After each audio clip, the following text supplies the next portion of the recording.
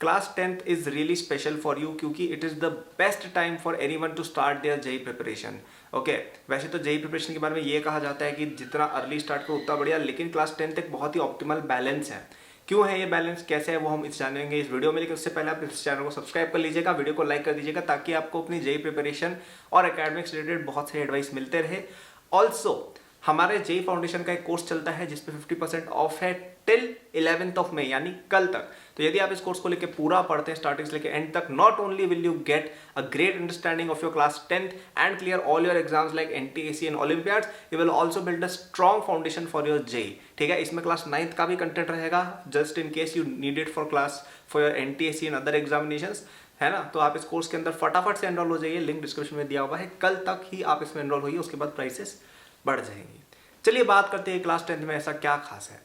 तो देखिए, एक चीज़ आपको समझनी पड़ेगी, वो ये है कि क्लास 9th में जब बच्चा होता है ना, देखो क्लास 8 तक तो कुछ होता ही नहीं है, 9th में जब बच्चा होता है तो वो क्या एक अलग लेवल आ जाता है। देखो 8 to 9 एक अलग लेवल का जंप होता है, वैसे ही जैसे 10th to 11th एक अलग लेवल का जंप होता है। तो 9th में आप पहली बार किसी डिफिकल्ट चीज़ के ऊपर स्टम्बल होते हो। आप मोशन जैसी चीज़ें हो गई, फोर्स जैसी चीज़ें हो गई, है ना, क्लासिफिकेशन जैसी चीज़ें हो गई, बायोलॉजिकल क्लासिफिकेशन जिसको कहते हैं, ये सब चीज़ें आप पहली बार जीवन में पढ़ रहे हो। न्यूमेरिकल्स पहली बार आप फिजिक्स वगैरह में ढंग से कर रहे हो। तो ऐसे में क्या होता है कि आपके ऊपर सर्टेन एक्सपेक्टेशन आती है और आपने 9th में उसको ओवरकम करके आप 10th में आ गए, तो आपको थोड़ा थोड़ा समझ में आने लग गया होगा कि भाई v = u+80 भाई होता क्या है, थोड़ा बहुत आपको समझ में आने लग गया होगा।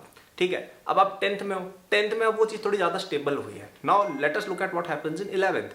11th is usually an extension of class 9th। ठीक है, क्लास 9th में जो आप पढ़ते हो ना, मोशन पढ़ते हो, फोर्सेस पढ़ते हो, बायोलॉजिकल क्लासिफिकेशन पढ़ते हो आप, जैसे बायो के अंदर, राइट, केमिस्ट्री के अंदर आप जैसे मोल कंसेप्ट, एटम्स वगैरह के बारे में पढ़ते हो, वो यूं का यूं एक्सटेंड होकर 11th में थोड़ा डिटेल में आता है। तो 10th में आप ऐसी कोई चीज़ नहीं पढ़ रहे हो जो उनके बीच में आती है। 10th में जो आप पढ़ोगे वो मोस्टली 12th में रिपीट होगा, थोड़े एडवांस लेवल पर। तो आप 9th की चीज़ें जानते हो, अब आप 10th पढ़ रहे हो तो आप 11th का टाइम निकाल के पढ़ सकते हो। 11th थोड़ी ईजी भी रहती है जेई प्रिपरेशन में, और क्योंकि आपको 9th की चीज़ें पहले से आती है, it is very easy for you to start with your JEE preparation. आप 11th का थोड़ा बहुत मटेरियल कर सकते हो। One of the best things I would say जो आप कर सकते हो इस फिजिक्स में, आप एचसी वर्मा का मैकेनिक्स वाला पोर्शन ही कर लो। अगर आपने केवल इतना भी कर लिया ना, आप 99.9% जेई एस्पिरेंट से अबव आ गए हो, मतलब उनसे बहुत आगे आ गए हो। मैथ्स में आई कैन से कि 11th के एनसीईआरटी आप उठा के स्टार्ट कर सकते हो। No need to go fancy in it, केवल एनसीईआरटी भी पढ़ लोगे, you will be miles ahead of everyone else. Chemistry में भी मैं कहूँगा एनसीईआरटी पढ़ लेना, बहुत अच्छी चीज़ रहेगी। मैंने खुद भी यही किया था। आई नो आपको सुनने में ऐसा लग रहा होगा कि अरे यार 10th क्लास में 11th का एनसीईआरटी कैसे पढ़ लो, लेकिन आप ये समझो ना, 10th क्लास के अंदर आप ऐसा कुछ भी नहीं पढ़ रहे हो जो उसकी प्री रिक्विजिट है। ठीक है, 11th के अंदर जो आएगा ना, वो बेसिकली 9th का ही थोड़ा सा एडवांस्ड होके आएगा। तो आपको 9th जाननी चाहिए, 9th तो आप जानते हो, राइट। तो you can directly start your JEE preparation. 10th में आपको टाइम भी बहुत सारा मिलेगा। देखिए 10th में बहुत टाइम मिलता है, 9th में फिर भी क्या होता है कि एकदम से लेवल उठता है ना, तो बच्चे स्ट्रगल करते हैं। लेकिन 10th में यूजुअली चीज़ें थोड़ी स्टेबलाइज हो रही होती है, आपको थोड़ा टाइम मिलेगा। तो you should definitely take out time and start preparing for your JEE. Okay, क्योंकि देखिए 11-12 में हर बच्चा प्रिपरेशन कर रहा होगा, लेकिन अगर आप थोड़ा सा पहले से सचेत होकर चलेंगे ना, लेट से आपने अपना 11th का 50% भी फिनिश कर लिया 10th में, आप बहुत आगे निकल जाओगे, क्योंकि उसके बाद आपको बहुत सारा टाइम भी मिलेगा। देखो जेई प्रिपरेशन में क्या होता है कि एक इस तरह की चीज़ रहती है कि पहले एक डिफिकल्ट स्टेज आता है ना, एक डिफिकल्ट स्टेज आता है स्टार्टिंग में 11th में, where you face a lot of new concept for the first time in your life. जैसे कैलकुलस आएगा, सबसे पहले आपको पूरी तरह से उड़ा देगा वो। वेक्टर अलजेब्रा आएगी, पूरी तरह से उड़ा देगी वो आपको। मैथ्स में भी कई सारे ऐसे कॉन्सेप्ट्स आएंगे, सेट्स वगैरह, जो एकदम आपको समझ में नहीं आएगा भी क्या चल रहा है ये। Same for chemistry, right. तो स्टार्टिंग में एकदम इतने बड़े बड़े आपको फास्ट बॉल्स आती है, क्या यॉर्कर आती है, जो आपको एकदम से स्टंप कर देती है। तो अगर आप उन यॉर्कर से पहले से ही डील करना सीख चुके हो ना 10th में, तो आप फिर बहुत ही फ्री फ्लो में बैटिंग कर सकते हो, और फिर आपका 11th 12th फिनिश करना इट्स वेरी इजी। काफ़ी चांसेस है कि अगर आप 10th में प्रिपरेशन शुरू कर देते हो, आप 11th के एंड तक अपना पूरा जेई सिलेबस कंप्लीट कर दोगे। और जिनकी rank top 100, top 50, first rank इनकी आती है ना, इनमें से ज़्यादातर बच्चे ऐसे ही होते हैं जिनका पूरा 11th 12th का सिलेबस 12th में ही फिनिश हो गया होता है। ज़्यादातर बच्चे ऐसे होते हैं सही में, और 12th तो उनका केवल रिवीजन इनमें चाहता है। ओके, तो अगर आपको उस पोजीशन में आना है, यू शुड स्टार्ट नाउ।